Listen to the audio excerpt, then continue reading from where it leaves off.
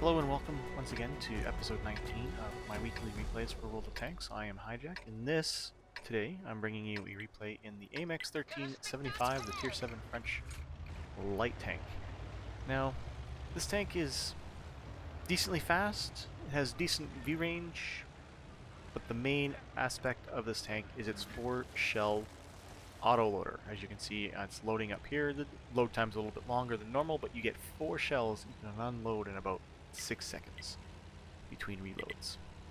So here we are on Fjords, and I've gone over to the center of the map here where there's this nice little pond depression and a little hill and a couple of little outcroppings, and I can sit here because of my speed. I was able to get here first, and I can sit here and spot any tanks that come up the center road like this PZ-4H or any of the heavies that happen to go to the southern tip of the island.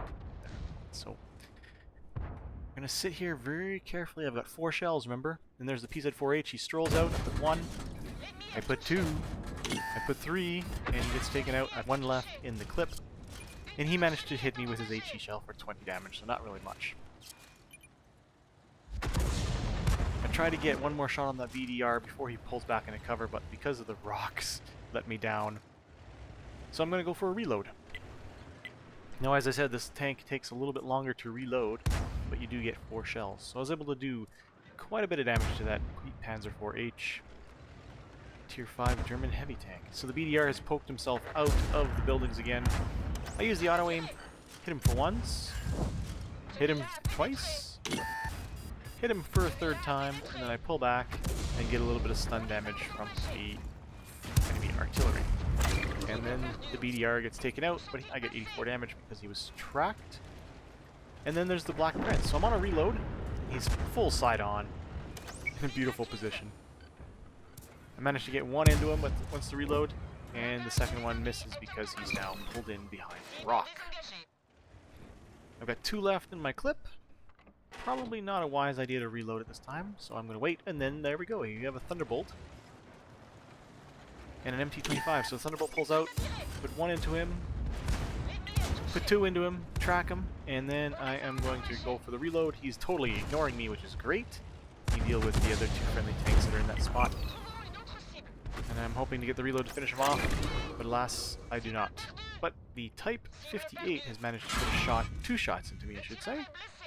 Tried to get a shot on that setter as he zipped by, but unfortunately he was out of my range before I was able to land it, and missed. So one aspect of this tank that you'll see I am trying to use right now is the turret is placed somewhat further back in the hull towards the back end, so you can reverse side scrape out of positions to get that shot and only expose a small part of your tank. It didn't really come to fruition there, and you'll see that a little bit later on where I should be using it later on in the match. So the T-43 is pushed up. He's killed one of our arty. Our other arty has killed the setter, so I'm going to push in and see if I can't take out that Russian medium, the T-43.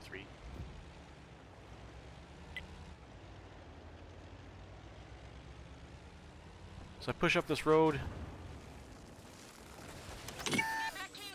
I put 1 shot into him, 2 shots into him, and he gets the 3rd shot by the M10 RBFM. And that actually completes the mission I was working on, which is great. Got the Type 58's now showed himself. He gets taken out before I can shoot. And then I noticed that there's a M7 just driving up the road, so I put 1 into him. And I'm not able to get the 2nd shot due to these slippery rocks, which are preventing me from climbing up the slope. So following the M10, we drive up the coastline here. It's time to get back into the fight. Most of the enemy tanks are conglomerated down in the south and center, so it's time to go get some damage done. Right now I'm sitting at 1618 damage with 316 assists, so for a light tank the assisting damage a little bit light, a little bit higher is where I'd like to be, but still, at this point I'm feeling like I'm having a really great game. No kills yet, but there are some still to come. So the heavies are around that corner, so I have no shot on them, but there is this Ruby here, or the Rudy I should say.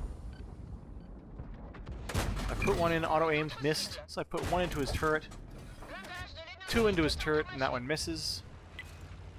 He's left on 228 hit points, and I'm on a reload. Now you look at the shells. Notice the shells. I've got 5 left of the standard AP rounds because I did do that one reload, which prevented me from having one last full clip. It's the one downfall of this tank. If you don't manage your shells properly, you can end up with an odd number in your clip. When you're installing them in the garage, you have to put them in according to full clip sizes. So, and here's that spot I was telling you where I should have been reverse side scraping.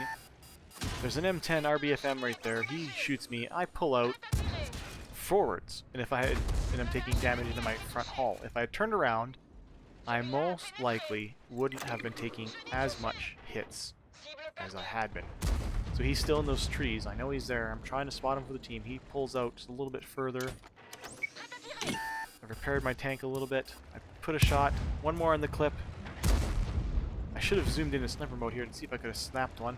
Fired my rest of my clip. Now I've got only 1 AP shell left, which will take the same amount of time as a full clip to load, which is where the issue is. Whether you have 1 shell or 4 shells, it still takes the full 12 seconds or whatever it is to load. So I've loaded the 1 shell now. At this point in the game, I didn't realize I was down to 1 shell. But that M25 is around that corner. I auto-aim, and for some reason I was using auto-aim a lot on this match. I miss, and then of course then I'm on a reload, and now I'm using APCR, the premium rounds for this tank. So I've got 4 shells in the clip. Artie tries to splash me. The MT25 goes dark. There's the enemy Rudy as well. And I right click again and miss on the MT25. Now this is where a light tank comes in handy. I can reposition on the map very easily using my speed to get to different positions on the map. Rudy gets taken out, but the MT25 is still there, so I'm going to see if I can't circle around and take him out. I do notice we've got 2 tanks on the corner trying to keeping them pinned, but they're also being pinned down by enemy artillery, so here we go. You drive up, auto-aim, 1, and he gets taken out, leaving me with 1 shell left in my clip. Now, I debated on going for the auto-reload here, but unfortunately, I figured I was running low on ammo, and I should probably save it for the next tank. Now, I know artillery is usually down on this end of the peninsula, down in the KJ line, except the enemy M12 SPG gets spotted just over by the heavy tanks, so he's of no use to me. That means there's still 1 more left. He's most likely over here on the island. So I spot him right there, the M41 HMC. This is where the terrain lets me down. I auto-aim and bounce one off the side of his tank, and the M41 HMC decides that I'm out, peace, it's time to go drown. He drives directly into the water. The countdown timer has started for him, but he's not going to get it, because I ammo rack him with 1 shot and take him out for his full hit points. So that leaves just the 2 enemy heavy tanks, the KV-1 and the Black Prince. The Black Prince was spotted over there, and then there's the KV-1 who's on 144 hit points. Make that 6 hit points. I'm at 1 kill and 2,414 damage. So I'm waiting for the KV-1 to be spotted. There he is. Get a nice outline, and I take him out for 6 points of damage. And unfortunately, I can't take out the Black Prince because we are capping the base. And that is the end of the match. So I finished the match with a Mastery Badge First Class, the Demolition Expert for the ammo rack on the M41 HMC, Fire for Effect, Master Gunner, and Bruiser, as well as High Caliber and Confederate. The High Caliber is what caused me to be a little surprised by the results of that match. Finished, of course, top for damage with High Caliber, 1,082 base experience for the match, and because I had a premium account, I used my booster, which gave me 8,115 points of damage, points of experience. A nice little tidy profit of 17,972, even though I fired 20,000 credits worth of premium ammunition. 30 shots fired, 19 shots hit, 18 shots penned.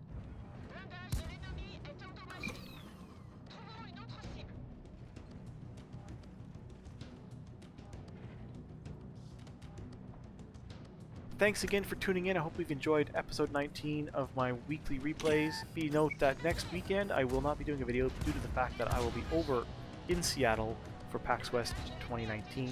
So I'll have a video up 2 weeks from now. Thanks and have a great day.